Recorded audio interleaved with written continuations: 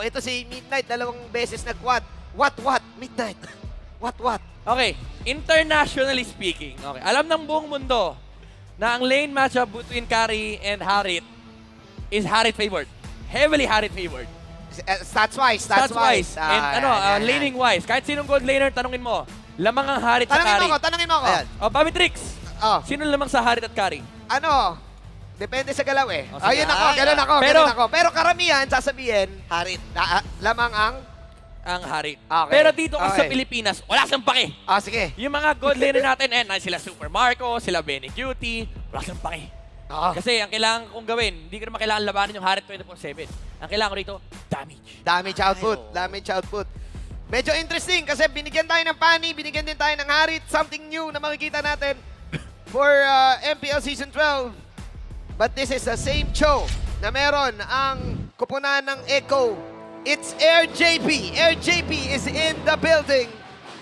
Burrito, any thoughts dito sa lineup na nakita natin this time? Something new para sa side ng DNC? Yeah, surprising. Ako, masasabi ko na maganda ang naging sagot ng TNC against Echo rito sa pagkakataon na to. Pero kailangan din nilang isipin, masyadong purple buff dependent itong kanilang jungler. Exactly. At ang show, tingnan mo naman, nakatambay na kagad dun sa purple buff. Inaabangan si King Kong. Kailan kaya darating dito si King Kong? Nag-orange muna. Orange lang muna, sabi ni King Kong. Nire-respeto ng TNC ngayon yung show. Binan yung Digi, kaya naman lahat sila ay naka-purify. Tatlong purify para sa side ng TNC. Ako, para sa akin itong lineup ng TNC, early game hanggang late game, pasok to. May damage output Yep. at ang taas ng sustain. May damage output sila, but I think one big problem na kinakarap dito ng TNC is very ult dependent and energy dependent. Kasi kapag walang energy si Fanny, medyo disabled siya sa teamfight for TNC. Kapag wala ring ult si Innocent, medyo disabled din siya sa teamfight for TNC. Meanwhile, if you look at Echo, again, yung Precision Export, basta may Firaga Armor, may binabatong spells to. At Ay! Okay, wala Okay, nang naging well. presensya. Naisahan kagad doon itong si Benny Cutie. And alam natin na kailangan maagang makascale itong isang carry. And magandang, magandang simula para sa TNC. Yeah, parang natuto rin si Bentings. Sabi ni Bentings, ayoko na nga ayoko nang paligoy-ligoy pa. Gusto nyo pala fight fire with fire. yep, kailangan, Hawak ka na kagad ng tenga, wala nang paligoy-ligoy pa. kailangan talaga nila gawin to. Basically, hindi to parang bonus na nakukuha ng TNC. This is warranted from their draft. Kasi continue yung sinasabi ko kanina, pagdating mo ng late game, walang hinihintay yung lineup ng Echo. Oo. Ano to? Talagang gera kong gera. Yes. Round 1 pa lang, suntukan na. Uy, Bendings. Ayan na, yung pagpasok dito ni Bendings, pero lost. Hindi, ito si Hesu. Nakikipagpulitan lamang at si Yun lang, Cortezy ang makaka-retry. Pero may kill din na nakuha dito ang Echo, which is si King Kong na kanilang jungler. Grabe yung combo, naka-petrify swimming. Oo. Para sa akin, that was Echo. Kasi that was a turtle. Nilunod eh. Oo, nilunod eh. Oy. Cortese getting that turtle para ma-hold ng bahagya yung kalamangan sana na gusto ng TNC. By the way, gusto ko lang sabihin, yung itemization dito ng Echo, it's perfect against TNC. Merong Dreadnought Armor si Export just to make sure na kapag dinalaban siya ni Fanny, hindi ganun kasakit yung damage output. Kasi napapababa yung physical attack every time nagagawin siya yung skill. Naku, Wow. nakuha ni King Kong ng purple. Kamo. And si Benny Cutie rito, meron siyang magic resistance cloak. Para lang kaya niya labanan si Innocent. Oo. Mga adjustments sa itemization. Sobrang importante ito. Yung mga patching yung mga chop-suey build, Yeah. sobrang importante yung Dreadnought Armor. Maganda nga na point out mo yun kasi mataas ang physical damage ng TNC dito, especially King Kong or itong Fanny. And alam natin, early game, talagang kapag nakakuha ng cutthroat to, pwede na siyang lumaban eh. I totally agree. Pinag-uusapan natin dito yung mga laning stages. Pero isa sa mga matindi ay ang pag-invade ng dalawang koponan. I think Echo, ang pinaka nasa mindset nila dito ay tinatimingan na nila yung purple ni King Kong. And kailangan din maging wari ni King Kong na yung purple na yan, yan ang most important objective para sa kanya. Lord sa kanila yan. Ginagawa Lord sa kanila yan. Ginagawang Lord yan. So if you are TNC, kailangan protektodo ka rin kay King Kong dahil aabangan ng Echo for sure ang purple setup na to. Pero tumatayo na kasi Cortez doon sa mga Inaabangan no? mga kursa, di ba? Oo. Oo, yan yung sinasabi ko sa inyo, yung tinititigan ka lang ng kabilang jungler, parang, sige, tapusin mo. Ito pa naman yung mga type ng team na hindi na tumitingin sa bilang ng timer. Hindi niya na tinitignan yung 10 seconds na yan. Grabe naman yung sipa, tapos alis. Pero makakatakas ba siya dito? Nailatag yung Zaman Force. Andun yung Shunpo Habang yung si King Kong nag-orange buff, may idea na kagad ang Echo na walang contest. Wala makakakontest sa amin. Makukuha namin Grabe, hindi nag-retry. Ay, grabe. Tapos itutuloy Hindi nag-retry. Hindi nag-retry si Carl. Sabi niya, wala akong pakialam sa turtle. Ito yung Oh my. objective.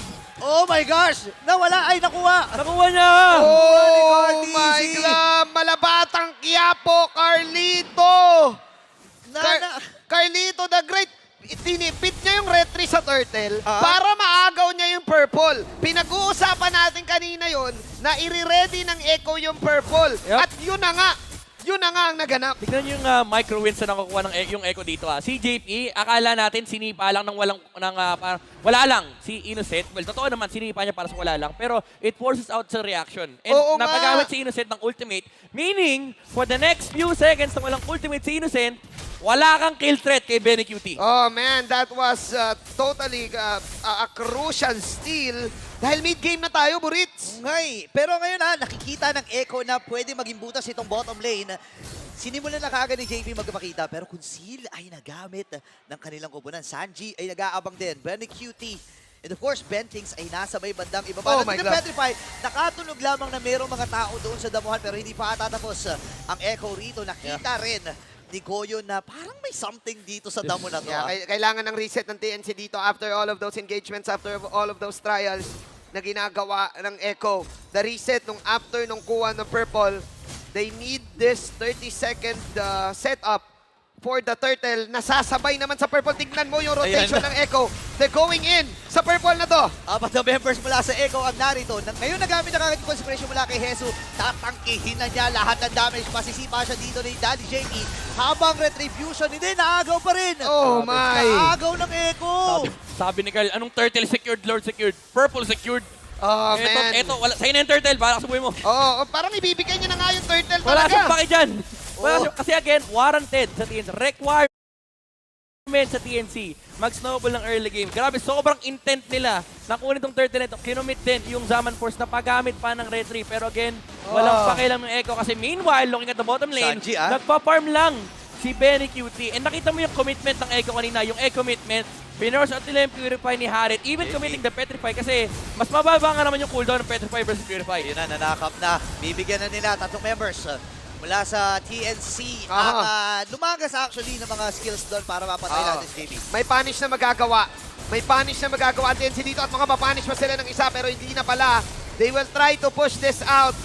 Ngayon lang ako nakakita na mas priority ang purple kesa sa turtle. Ibang klase. Actually, kung titingnan natin, mataas na yung experience na pwede mo makuha sa turtle. Yeah. And equally na nakukuha ng Echo yun or ng inyong kupunan. Kasi pinababa na nga yung XP para doon sa mga minion wave. Pero diba? kukunin pa rin yon. Kukunin pa rin yon ni King Kong.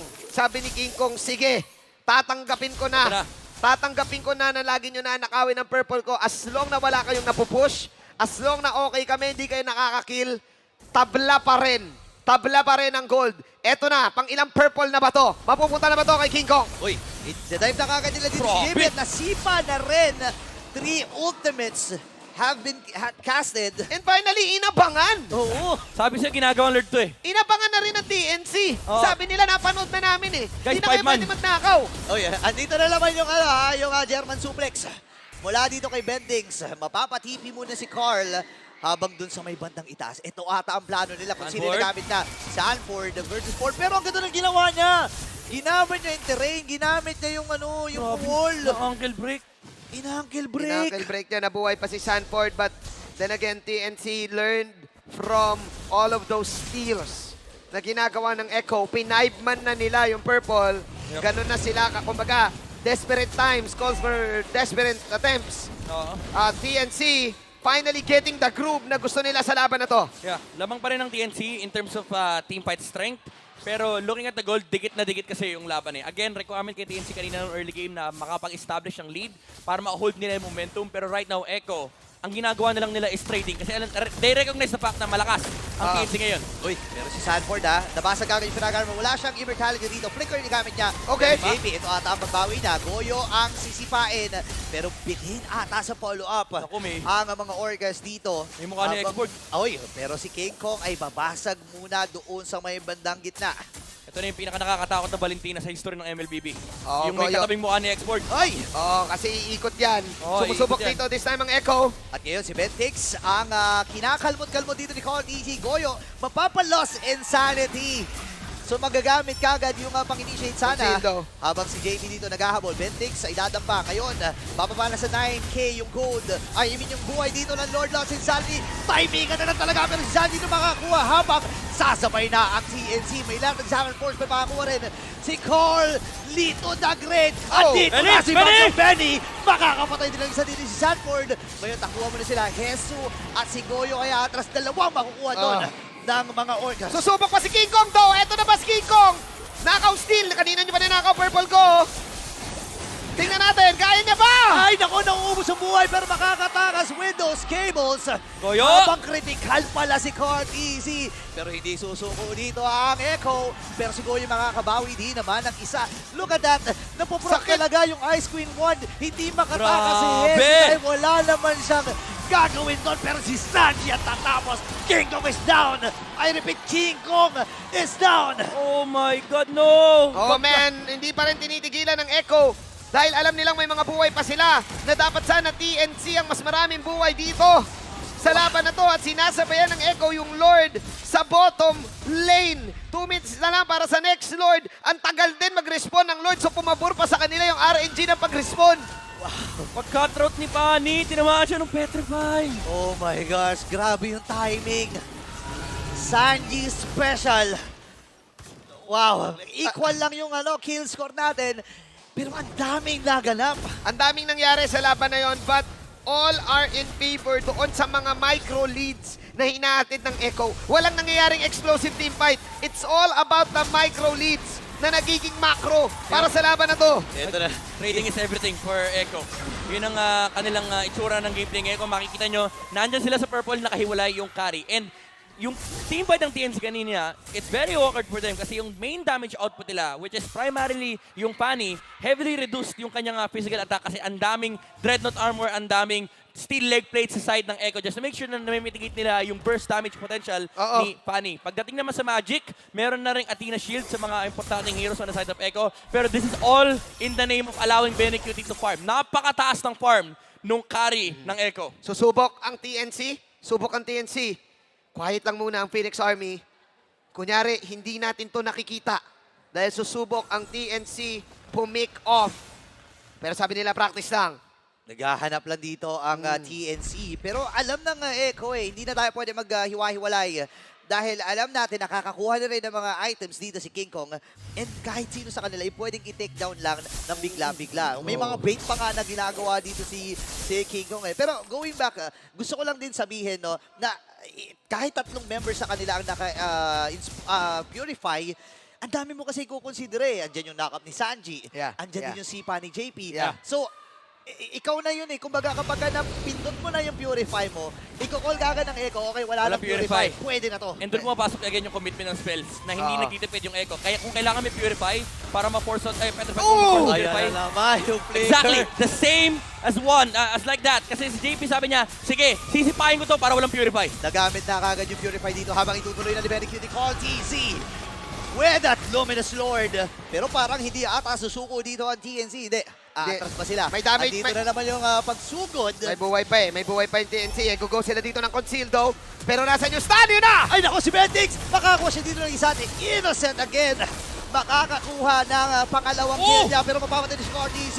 Ito na yung pagbawi ng Phoenix Army. Wala Benny! na silang armor. Pero meron pa rin. Immortality yan si Benny Cutie. Nakikipagsabayan. Bagyo ang Benny. Pero doon yung control para iligpit ang bagyo. At eto, umuusok-usok lang. Pumapaypay lang si Sanford. Inaapoy ni Sanford. Ay! Pinapaapoy ni Sanford. Hinahabol si Bentix. Sabi ni Sanford, purple kayo ng purple. Try ko sa orange. TNC, ladies and gentlemen, King Kong with an outplay doon kay Benny Cutie na iwasan ang bagyo. 4 na members mula sa Echo ang kanilang napatumba. Sapat din yung mga kits nila para ma-eliminate itong Luminous Lord na ito. Oh my Pero God! si Sanford, di pa pala sa tapos. Oh my God! Oh, yung ulti! Na-timingan! Oh my Dito, God! Fabio Immortality at si Bentix with that knock-off. Andun muli yung German suplex. Pero makakabawi din. Kahit mamamatay na siya, ay nakakuha pa siya at nakasama sa hukay niya. Was that worth it though? Was that worth it para kay Sanford on getting Bentings? It was an XP laner to a tank. That was an attempt mula kay Ford and nice save mula sa TNC. Tabla na ang laban, ladies and gentlemen. Grabe si Bentings. Yung ultimate para matanggal yung stock. Reduce yung damage ng last insanity, pre. Ang pogi mo Ito doon. yung sinasabi natin. May mga tinatago pa si Bentips. Ang pogi mo doon, Bentings. Grabe, no? Yung maliit na shield ang nagligtas. Oh my God. With that Primal Rat na ultimate. Wow, grabe na tong laban na to. Kakaiba. Pero gusto ko rin comment si Benny Cutie kanina. Meron siyang small microplay, kaya niya napatay si Innocent. Hindi siya natakot. Hinarapan niya yung carry. Paggamit ni Innocent ng dash and nag-first kill siya, nag-dash in yung carry. So hindi tumama yung first kill combo. Tapos napatay pa siya. Napatay pa siya ni Benny Cutie. Buti na lang nandun si Innocent para sa control. Pero Uheso. Purify. Gagamit niya yung Purify dito. Ay, Okay. pahabol, Oh, trigger in, Trigger trigger in. na gamit. Sanji, Oh. mapapa-rob wave. So kulang ang kits para sa burst mula sa Echo. Oh man, ang Bilis bilis. yung reaction, ha? Ang bilis talaga ng mga pass hands ng bawat kupunan na to. Makikita natin na sumusugod ng TNC. It's the late game this time. Ngayon, meron na silang mga buhay to withstand the pressure, to withstand the early game na ini-snowball ng Echo.